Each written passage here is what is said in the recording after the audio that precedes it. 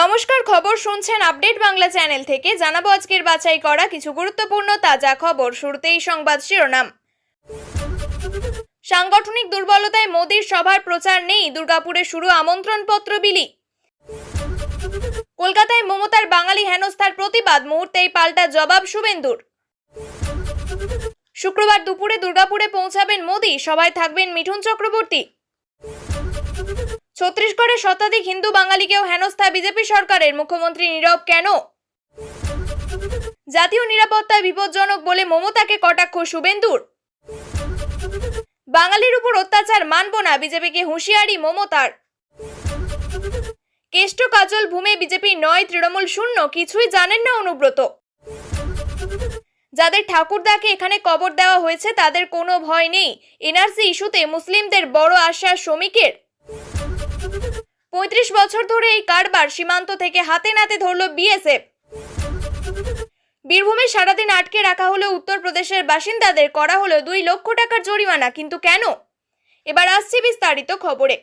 সার্বিক প্রচারে খামতি, দলীয়ভাবে যেভাবে মিটিং মিছিল পথসভা করা যায়নি, তাই বাড়ি বাড়ি প্রধানমন্ত্রীর সভার জন্য আমন্ত্রণপত্র বিলি বিজেপির। বিধায়ক লক্ষণ গড়ুইকে নিয়ে কার্ড বিলিতে বিজেপির রাজ্য সম্পাদক লকেট চট্টোপাধ্যায়। বুধবার গোপালমাঠ জুড়ে এলাকায় চলে এই কর্মসূচি। উল্লেখ্য, 18 জুলাই প্রধানমন্ত্রীর 2টি অনুষ্ঠান দুর্গাপুরে, সরকারি প্রকল্পের উদ্বোধন এবং জনসভা, দুটোই নেহেরু স্টেডিয়ামে। দুর্গাপুরের গান্ধী মোড় থেকে জনসভা স্থল নেহেরু স্টেডিয়াম পর্যন্ত প্রায় 3 কিলোমিটার অঘোষিত রোড শো করবেন প্রধানমন্ত্রী নরেন্দ্র মোদী। বিহার থেকে অন্ডাল বিমানবন্দরে নেমে তিনি সড়কপথেই গান্ধী মোড়ে আসবেন, তারপর শুরু হবে রোড শো। রাস্তার বিভিন্ন মোড়ে বিজেপি কর্মীরা দাঁড়িয়ে ফুল ছুঁড়ে স্বাগত জানাবেন প্রধানমন্ত্রীকে। রোড শো এর পর নেহেরু স্টেডিয়ামে এসে একগুচ্ছ প্রকল্পের উদ্বোধন করবেন তিনি। প্রশাসন এবং বিজেপি সূত্রে জানা গিয়েছে, ইস্ট ওয়েস্ট মেট্রো প্রকল্প, ডিভিসির রঘুনাথপুর এবং মেজিয়া কারখানার সম্প্রসারণ, রাষ্ট্রায়ত্ত সংস্থা গেলের আসানসোল কলকাতা গ্যাস পাইপলাইন, দক্ষিণবঙ্গের ঘরে ঘরে পাইপলাইনের মাধ্যমে গ্যাস প্রকল্প, জাতীয় সড়কের বেশ কিছু আন্ডারপাস, ওভারব্রিজ, ডিএসপির আধুনিকীকরণের সূচনা করার কথা প্রধানমন্ত্রীর। সভার মঞ্চের পাশে এই প্রকল্পগুলি উদ্বোধন করে তিনি জনসভায় অংশ নেবেন। সভা শেষে নেহেরু স্টেডিয়ামের পাশেই অ্যালয় স্টিল প্ল্যান্ট স্টেডিয়ামে তৈরি হেলিপ্যাড থেকে হেলিকপ্টারে উড়ে যাবেন অন্ডাল বিমানবন্দরে। সেখান থেকে দিল্লি পৌঁছাবেন প্রধানমন্ত্রী দুর্গাপুর সফর নিয়ে বিজেপির কেন্দ্রীয় এবং রাজ্য নেতৃত্ব দফায় দফায় বৈঠক করছেন। আজ বৃহস্পতিবার দিনভর প্রধানমন্ত্রীর কর্মসূচি নিয়ে দুর্গাপুরের সভাস্থল পরিদর্শন সহ কর্মী এবং নেতৃত্বের সঙ্গে বৈঠক করবেন বিজেপির রাজ্য সভাপতি শ্রমিক ভট্টাচার্য। পশ্চিমবঙ্গের রাজনীতিতে ভোট পরবর্তী উত্তাপ এখনো বহমান। বাঙালি হেনস্থা এবং বাংলাদেশি বিতর্কে কেন্দ্র করে আজ কলকাতা থেকে কার্যত রণক্ষেত্র পরিণত হয়েছিল, যেখানে শাসক দল তৃণমূল কংগ্রেস এবং বিরোধী দল বিজেপি একে অপরের বিরুদ্ধে তীব্র আক্রমণ শানিয়েছে।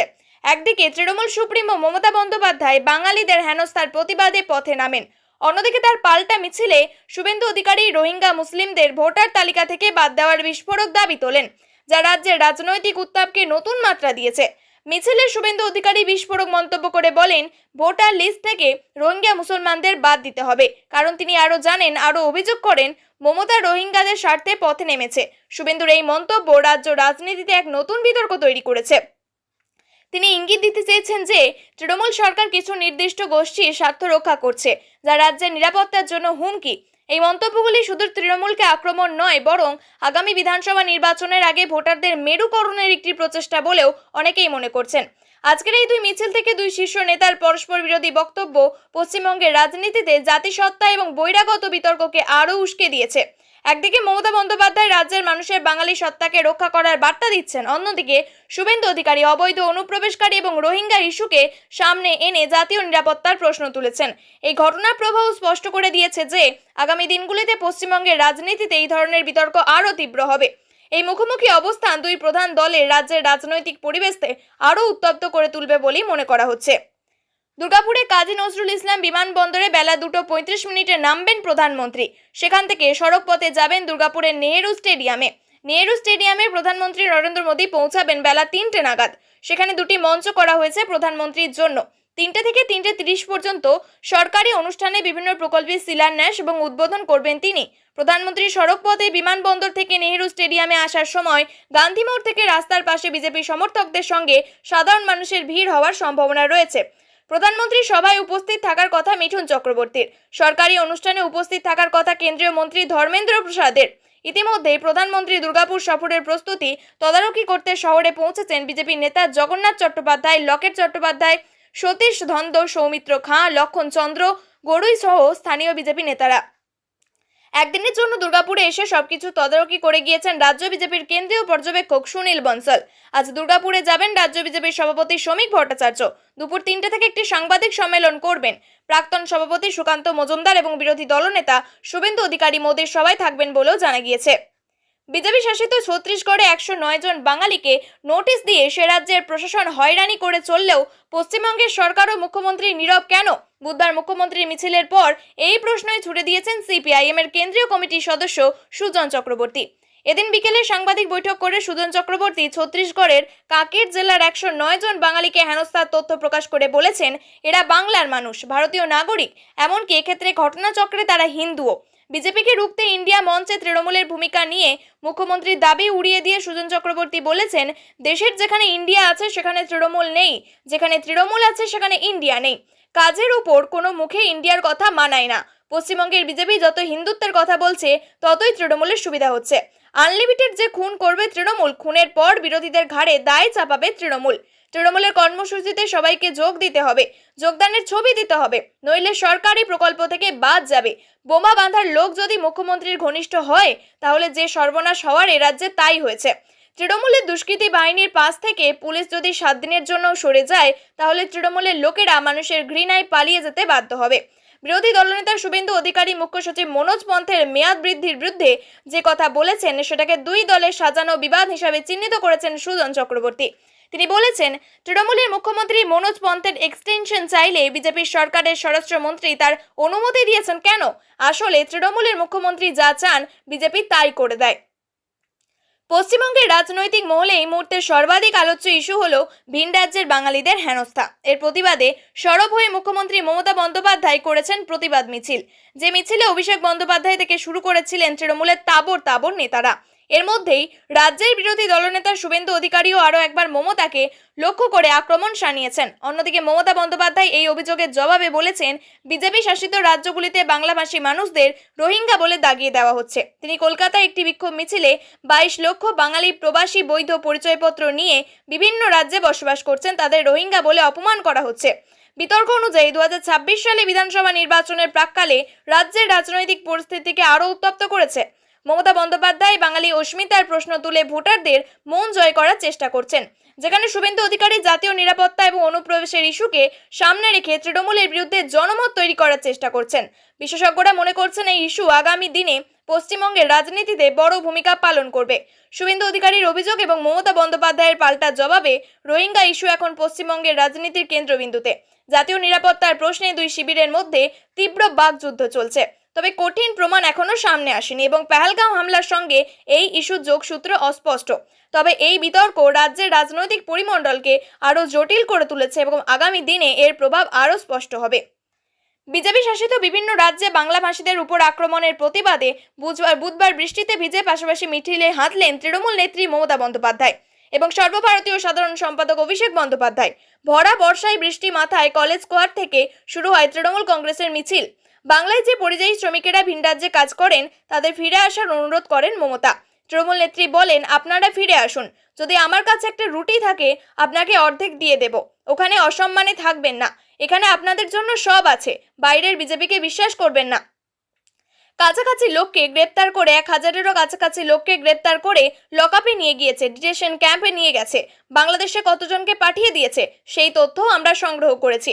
বিজেপির উদ্দেশ্যে মমতা বলেন, আগামী দিন ভয়ঙ্কর, তোমরা নিজেরা থাকবে কিনা ক্ষমতায় আগে সেটা বিচার করো, তারপর বাঙালিকে মারো। তিনি আরও বলেন, অসম সরকার 12 লক্ষ মানুষকে বিতরণ করেছেন কারণ তারা অসমিয়া ভাষা জানেন না। ওড়িশা সরকারকেও নিশানা করেন মুখ্যমন্ত্রী। তিনি বলেন, সতর্ক বার্তা দিয়ে গেলাম, মারবও না, কাটবও না, আপনাদের মতো ভাষা বিকৃতও করব না। যে ভাষায় আপনারা কথা বলেন সেই ভাষায় আমরা কথা বলি না, তাই পরিষ্কার বলি, যদি না থামেন তবে আগামী দিনে আপনাদের থামতে কি করার দরকার সেটা বুঝে নেব। কোথাও বাঙালিদের উপর অত্যাচার হলে বাংলার পাশাপাশি সেখানে গিয়েও প্রতিবাদ হবে, সে কথাও জানিয়ে দেন মমতা। তিনি বলেন, আমরা আহত হয়েছি, আমরা আহত হলেও সুসংহত, এর জবাব আমরা দেবই দেব। বাংলা আমাদের দখলে আছে, দখলেই থাকবে। আগামী দিনে সকলকে সাথে নিয়ে দিল্লি দখলও আমরা করব। কেষ্ট কাজল ভূমে 9/0 হেরে ক্লিন বোর্ড হলো তৃণমূল। আর এই ক্লিন বোল্ড হওয়ার বিষয়টি জানেনই না বীরভূমের দাপুটে তৃণমূল নেতা অনুব্রত মণ্ডল। ভাবতেও অবাক লাগছে। অনুব্রত মণ্ডলের মুখ থেকে পাওয়া উত্তর সত্যিই অবাক করছে বহু মানুষকে। যে ভোটের ফলাফল বের হতেই দেখা যায় বিজেপি সমর্থিত 9 জন প্রার্থী জয়লাভ করেছে, একটিও আসন পায়নি তৃণমূল সমর্থিত প্রার্থীরা। কৃষি সমবায় সমিতির নির্বাচনে এমন ফলাফল বিধানসভা ভোটের আগে রীতিমতো শোরগোল ফেলেছে রাজ্য জুড়ে। তবে শোরগোল ফেললেও অনুব্রত মণ্ডল কিন্তু এই জয় পরাজয় নিয়ে কিছুই জানেন না বলে দাবি করেছেন। দিন দুয়েক আগে অনুব্রত মণ্ডল লাভপুরের ফুল্লরা মন্দিরে যান ফুল্লরা মায়ের পুজো দিতে। সেখানে পুজো দেওয়ার পর সাংবাদিকদের মুখোমুখি হলে তাকে এই নির্বাচন নিয়ে প্রশ্ন করা হয় এবং সেই প্রশ্ন শুনেই তিনি বলেন তিনি কিছুই জানেন না। এনআরসি ইস্যুতে ভারতীয় মুসলমানদের কোনো ভয় নেই, মঙ্গলবার ময়নাগুড়িতে এই মন্তব্যই করতে দেখা গেল বিজেপির রাজ্য সভাপতি শ্রমিক ভট্টাচার্যকে। মঙ্গলবার বিকেলে ময়নাগুড়িতে আসেন শ্রমিক দলের তরফে ময়নাগুড়ি ধর্মশালায় নবনির্বাচিত রাজ্য সভাপতিকেও সংবর্ধনা দেওয়া হয়। সেখানেই তিনি সাংবাদিকদের মুখোমুখি হয়ে কথা বলেন। এদিকে আবার রাজ্যে রাজ্যে বাংলার পরিযায়ী হেনস্থা নিয়ে সুর চড়াচ্ছে তৃণমূল। অভিযোগ, বাংলা বললেই বাংলাদেশি বলে দাগিয়ে দেওয়া হচ্ছে, আঘাত আনা হচ্ছে বাঙালি অস্মিতায়। পথে নামছেন খোদ তৃণমূল সুপ্রিমো মমতা বন্দ্যোপাধ্যায়। তা নিয়ে তোপ দেখেছেন শ্রমিক। স্পষ্ট বলেছেন, তৃণমূলের একমাত্র এজেন্ডা হচ্ছে বাংলাদেশি মুসলিম অনুপ্রবেশকারী এবং রোহিঙ্গাদের পশ্চিমবঙ্গে জায়গা করে দেওয়া, ভোটার লিস্টে তাদের নাম তোলা, বিভিন্ন সময় তাদের কাজে লাগিয়ে বিজেপির উপর আক্রমণ করা। এক্ষেত্রে তৃণমূল সিপিএম একই অবস্থানে রয়েছে। আক্রমণের ধার আরও বাড়িয়ে তিনি বলেন, বাঙালি বিরোধী যদি কেউ হয়ে থাকে সেটা কংগ্রেস। নেতাজি সুভাষ বোস থেকে শুরু করে আজ পর্যন্ত বাংলাকে প্রতারণা করেছে কংগ্রেস, আর কংগ্রেসের গর্ভ থেকে জন্ম নিয়েছে তৃণমূল কংগ্রেস। তাই তৃণমূলের কোনো নৈতিক বা রাজনৈতিক অধিকার নেই এই ধরনের আন্দোলন করার। 35 বছর আগে হিল্লি সীমান্ত দিয়ে অবৈধভাবে ভারতে প্রবেশ করেছিলেন এক দম্পতি। এরপর থেকে বসবাস করছিলেন ছত্তিশগড়ে। ভারতের ভোটার কার্ড, আধার কার্ড, পাসপোর্ট সহ অন্যান্য নথিও তৈরি করে ফেলেছিলেন স্বামী। পরে ছত্তিশগড় পুলিশ তাদেরকে অবৈধ নাগরিক বলে ঘোষণা করে। রাতে ধৃতদের হিল্লি থানায় পুলিশের হাতে তুলে দেওয়া হয়। বুধবার ধৃতদের বালুরঘাট জেলা আদালতে তোলা হলে বিচারক স্বামীকে 5 দিনের পুলিশি হেফাজতে এবং স্ত্রীকে 14 দিনের জেল হেফাজতের নির্দেশ দিয়েছেন। পুলিশ সূত্রে জানা গিয়েছে, ধৃত বাংলাদেশি দম্পতির নাম শেখ ইমরান, বয়স 58, তার স্ত্রী জৈনাব ওরফে মাভিয়া আক্তার, বয়স 50। তাদের বাড়ি বাংলাদেশের রাজশাহীর বীরকুষ্টায়। তারা 1990 সালে হিল্লি সীমান্ত হয়ে অবৈধভাবে ভারতে প্রবেশ করেন। জানা গিয়েছে, রায়পুরে শেখ ইমরান বিভিন্ন ধর্মীয় অনুষ্ঠানে সাইরি করত। 7 ভাই সহ ইমরানের গোটা পরিবার বাংলাদেশে থাকে। শুধুমাত্র স্ত্রীকে নিয়ে ভারতে থাকতেন ইমরান। নিজের নথি তৈরি করলেও স্ত্রীর নথি তৈরি করতে পারেননি তিনি। বীরভূমে আটক উত্তরপ্রদেশের বাস। সারাদিন ধরে আটকে রাখা হয় বাসের 7 জন যাত্রীকে। খাবার এবং জল দেওয়া হয়নি। প্রায় 2 লক্ষ টাকা জরিমানা করা হয় বাসটিকে। এদিকে ঘটনার পর কয়েক ঘন্টা আটকে থেকে বিক্ষুব্ধ যাত্রীরা জাতীয় সড়কে অবরোধ করে বিক্ষোভ জানান। জানা গিয়েছে, উত্তরপ্রদেশের গোরখপুর থেকে একটি বেসরকারি বাস রিজার্ভ করে তারাপীঠ মন্দির এসেছিলেন প্রায় 60 জন যাত্রী। এরপরেই 1,94,445 টাকার ফাইন করা হয়। এত টাকা দিতে না পারায় যাত্রী সহ বাসটিকে দিনভর আটকে রেখে দেয় পরিবহন দপ্তরের আধিকারিকেরা। চরম ভোগান্তিতে পড়েন বাসের যাত্রীরা। তাদের দাবি, পশ্চিমবঙ্গ সরকারের বৈধ পারমিট ছিল তাদের কাছে, তারপরেও জোর করে বাসটিকে আটকে রাখা হয় এবং প্রায় 2 লক্ষ টাকা দাবি করা হয়। তারা সারাদিন কোনো খাবার বা জল দেওয়া হয়নি। খবর জানাজানি হতেই আসরে নামেন এলাকার বিজেপি কর্মীরা। তারা প্রশাসনের সঙ্গে আলোচনা করলেও বাসটিকে ছাড়তে রাজি হয়নি। এরপর 14 নম্বর জাতীয় সড়ক অবরোধ শুরু করেন বাসের যাত্রীরা। পরে মল্লারপুর থানার পুলিশ তাদেরকে সরিয়ে দেয়। গভীর রাত্রে বাসটিকে ছেড়ে দেওয়া হয়। বিজেপির অভিযোগ, বাংলার পরিযায়ী শ্রমিককে যেন ভিন রাজ্যে হেনস্থার শিকার হতে হচ্ছে, তাই তার মতোই উত্তরপ্রদেশের গাড়ি দেখলেই ধরার নির্দেশ দেওয়া হয়েছে। জেলার প্রশাসনও সেই মতো কাজ করছে।